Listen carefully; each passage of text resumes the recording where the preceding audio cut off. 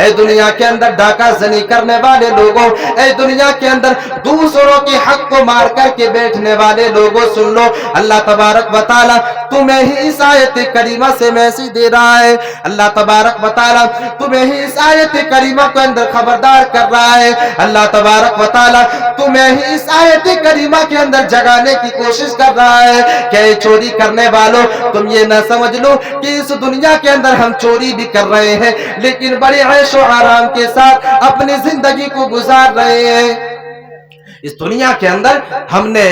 نیکوکار انسانوں کو دیکھا ہے، بڑی تنگ دستی میں اپنی زندگی کو گزارتے ہیں، بڑی دکھوں میں اپنی زندگی کو گزارا کرتے ہیں، بڑی پریشانی میں گزارا کرتے ہیں۔ یہ شکوہ، یہ شکایت ایک انسان لے کر کے علماء کے پاس جاتے ہیں اور دعات کے پاس جاتے ہیں کہ مولانا ہم تو 5 وقت کی نماز پڑھتے ہیں لیکن ہمارے گھر کے اندر جو ہے مفلسی ہے، ہمارے گھر کے اندر پریشانی ہے، مولانا 6 مہینے سے پریشان ہوں، ہمارے گھر سے تو پریشانیاں ختم ہی نہیں ہو رہی ہے۔ فلاں انسان بڑے کرپٹ قسم کا آدمی ہے، فلاں انسان چوری کرتا ہے، فلاں انسان ڈاکہ زنی کرتا ہے، لیکن مولانا وہ بڑی آسانی کے ساتھ اپنی زندگی کو گزار رہا ہے، بڑی رسوخوں والی زندگی کو گزار رہا ہے۔ میرے عزیز ساتھیوں، اللہ تبارک و تعالی اسی آیت کریمہ سے یہ میسج دے رہا ہے کہ اے ایمان والو، ہو سکتا ہے تمہارے ایمان کا بدلہ تمہیں اس دنیا کے اندر نہ مل پائے، تم نے جو احسان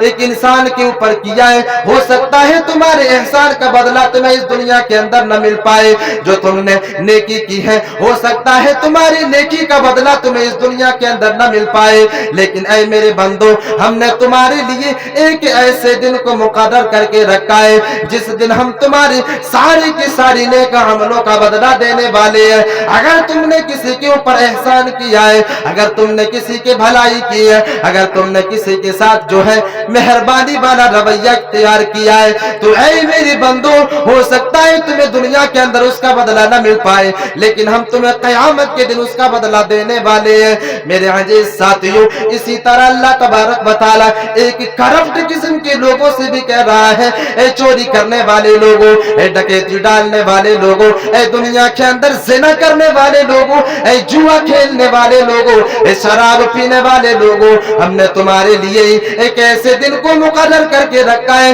جس دن ہم تمہاری کرتوتوں کو تمہارے سامنے پیش کریں گے اور تمہارے کرتوتوں کے اوپر جو ہے پکڑ ہونے والی ہے اور تمہیں اس کے بیس پر تمہیں کل قیامت کے دن عذاب جہنم کے اندر جھونکا جائے گا۔ اللہ تبارک و تعالی اسی لیے تو ایک دوسرے آیت کریمہ کے اندر بیان کر رہا ہے، فَالْيَوْمَ لَا تُظْلَمُ نَفْسٌ شَيْئًا وَلَا تُجْزَوْنَ إِلَّا مَا كُنْتُمْ تَعْمَلُونَ۔ اے لوگوں، ہم اس دن کسی کے ساتھ نا انصافی نہیں کریں گے۔ اگر کسی انسان نے ایک رائی کی دانے کے برابر بھی کسی کے اوپر ظلم کیا ہے، اگر ایک انسان نے اس دنیا کے اندر ایک رائی کے دانے کے برابر بھی اگر گناہ کے کاموں کا ارتکاب کیا ہے تو ہم کل قیامت کے دن اس رائی کے دانے کے برابر والی گناہ کو اس کو دکھانے والے ہیں اور ہم اس کا پورا پورا بدلہ بھی دینے والے ہیں، ہم پورا پورا اسے قیامت کے دن بدلہ بھی دینے والے ہیں۔ اسی طرح اللہ تبارک و تعالیٰ کہتا ہے کہ اگر کسی انسان نے اس دنیا کے اندر ایک رائی کے دانے کے برابر بھی اگر جو ہے نیک عمل کیا ہے تو اللہ تبارک و تعالی اس انسان کو اس نیکی کا بدلہ بھی دینے والا ہے،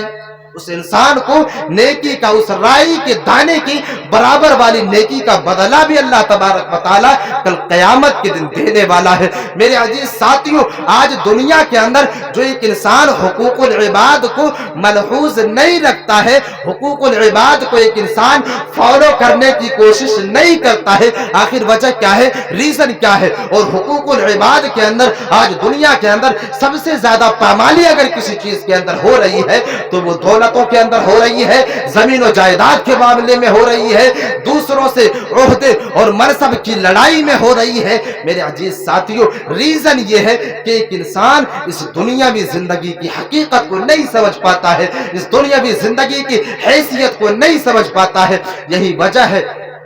کہ ایک انسان اس دنیا کے اندر حقوق العباد کو فالو نہیں کر پاتا ہے۔ میرے عزیز ساتھیوں، آج تو ایک انسان اس دنیا کے اندر یہ سوچ کر کے اپنی زندگی کو گزارا کرتے ہیں، یہ سوچ کر کے اپنی زندگی کو بسر کر رہے ہیں کہ اللہ تبارک و تعالیٰ نے یہ جو زندگی ہمیں عطا کی ہے، اللہ تبارک و تعالیٰ نے ہمیں یہ جو زندگی عطا کی ہے، ہم اس زندگی کے اندر رسوخوں والی زندگی کو حاصل کر لیں، اس دنیا کے اندر عیش و عشرت والی زندگی کو حاصل کر لیں، اس دنیا کے اندر کیسی بھی کر کے امیر بن جائے۔ میرے عزیز ساتھیوں، جب ایک انسان یہ سوچ کر کے اپنی زندگی کو گزارنا شروع کرتا ہے، جب ایک انسان اپنے ذہنوں کے اندر اس بات کو پیوست کر کے اپنی زندگی کو گزارنا شروع کرتا ہے، یہیں پر ایک انسان جو ہے غلط راستے کی طرف جانے کے لیے نکل جاتا ہے، یہیں پر ایک انسان غلط راستے کو اختیار کر لیتا ہے۔ اور اللہ تبارک و تعالیٰ اسی چیز کا تذکرہ ایک آیت کریمہ کے اندر کہہ رہا ہے،